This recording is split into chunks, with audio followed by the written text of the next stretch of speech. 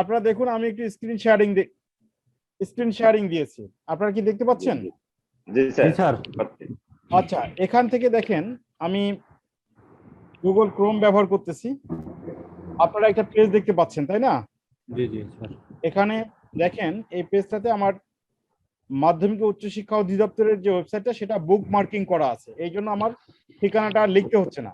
ঠিক আছে, অটো চলে আসছে, আমি লিখলাম অটো চলে আসলো, জি তাই স্যার। না? অটো চলে আসলো আমি ক্লিক দেওয়ার পর।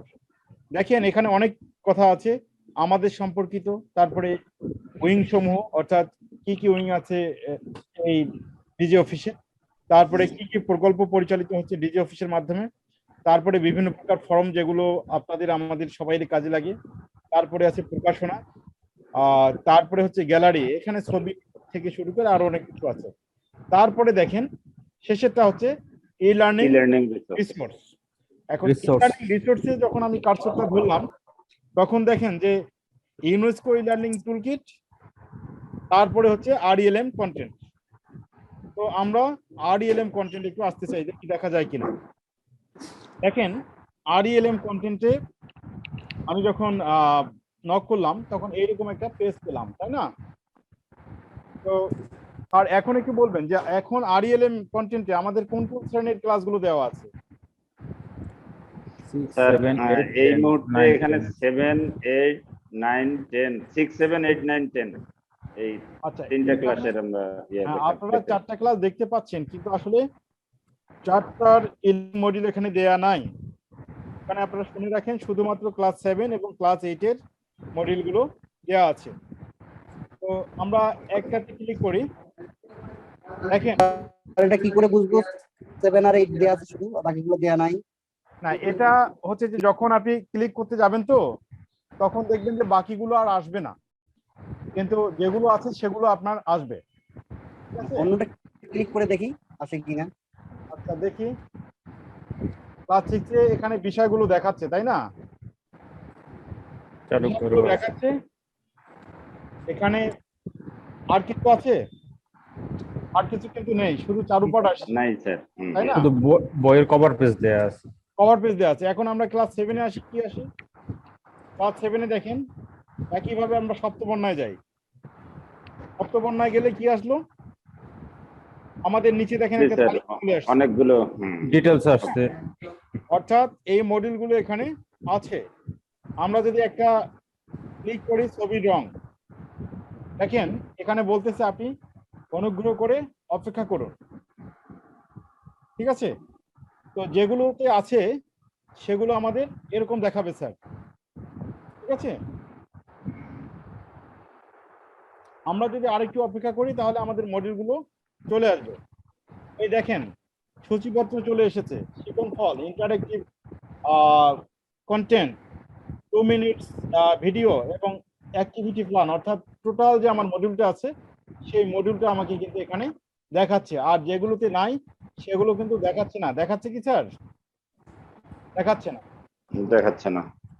এই তাহলে আমরা এই জায়গা থেকে একটু বের হয়ে যাই, আমরা শেয়ারিং বন্ধ করে দিলাম। আর আরেকটা কথা বলি স্যার, যখন আপনারা যে ক্লাসটা দেখাবেন অর্থাৎ যে পাঠটা গ্রহণ করবেন সেই পাঠ গ্রহণ করবার পূর্বে ভিডিওগুলো সঠিকভাবে চালু করবার জন্য, মানে ভালোভাবে রান করবার জন্য এবং অন্যান্য কার্যক্রম সঠিকভাবে রান করবার জন্য ক্লাসে যাওয়ার পূর্বেই আপনি একবার দেখে নেবেন।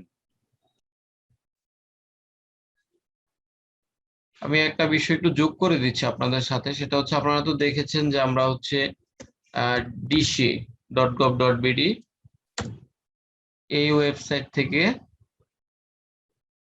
দেখতে পাচ্ছেন তো আপনারা, তাই না?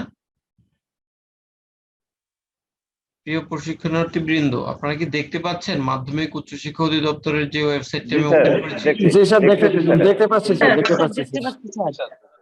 আচ্ছা, আপনাদের সুবিধার্থে আমি একটু বলতে চাই, সেটি হচ্ছে অনেক সময় দেখা যায় যে এই ওয়েবসাইটটি কোনো কারণে লোড হয় না। কেমন? এই ওয়েবসাইটটি হয়তো লোড হয় না, কোনো একটা সমস্যা হয়েছে, তখন আপনি এই ওয়েবসাইটে ঢুকবেন, তারপরে RELM এ যাবেন, সেই ক্ষেত্রে আপনি এই ওয়েবসাইটে যদি না যেতে পারেন RELM এ কিভাবে যাবেন, এরকম একটি সমস্যা আপনাদেরকে অনেক সময় হয়তো বা পড়তে হয়। সেক্ষেত্রে আপনারা যে কাজটি করতে পারেন, এই যে এখানে যে অ্যাড্রেসটি দেখা যাচ্ছে, হ্যাঁ, 203.112.195.166 এরপরে কোলন 6081, এটি আপনারা লিখে রাখতে পারেন কোথাও। সরাসরি এটি লিখে যদি আপনারা এন্টার দেন তাহলে কিন্তু আপনারা সরাসরি RELM এ পৌঁছে যেতে পারবেন। ঠিক আছে স্যার? জি স্যার। আমি এই যে এখানে পেস্ট করছি ওই ঠিকানাটি, আমি কিন্তু এখন দেখতে পাচ্ছেন আপনারা, আমি কিন্তু এখন Dshe তে গেলাম না, সরাসরি এই ঠিকানায় যাব।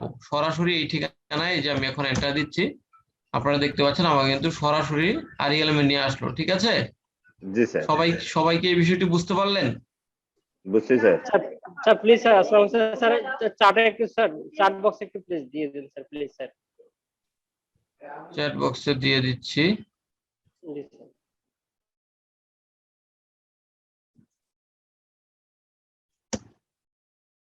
এই ঠিকানা পুরোটি লেখার দরকার নেই, হ্যাঁ, 2 থেকে শুরু করে ওই যে 6081 পর্যন্ত যে অংশটুকু রয়েছে এইটুকু লিখলেই মোটামুটি এন্টার দিলে চলে আসবে।